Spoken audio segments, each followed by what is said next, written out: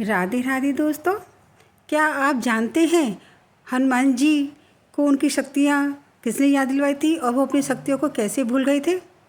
बचपन में हनुमान जी बहुत चंचल थे। उनके अंदर अपार शक्तियाँ थीं।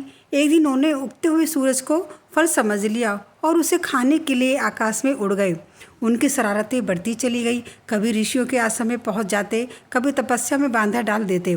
ऋषि जानते थे कि हनुमान जी कोई साधारण बालक नहीं हैं, उनमें दिव्य शक्तियाँ हैं। लेकिन बचपन में वे अपनी शक्तियों का उपयोग बिना सोच समझ कर करते थे।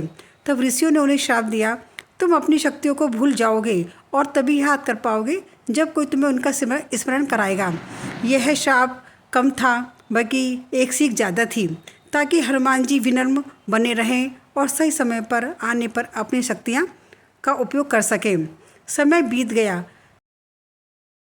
फिर वह क्षण आया जब माता सीता की खोज करनी थी। समुद्र सामने था और सब चिंतित थे। जामवंती ने हनुमान जी से कहा, हे वीर हनुमान, तुम अपनी शक्ति को भूल चुके हो। संसार में ऐसा कोई कार्य नहीं जो तुमसे असंभव हो। तुम्हारे भीतर अपार बल, बुद्धि और साहस है। तुम केवल बानर नहीं, प्रभु श्री राम के सबसे बड़े सेवक हो। अब समय आ गया है कि तुम अपनी शक्ति पहचानो और माता सीता की खोज के लिए समुद्र पार करो।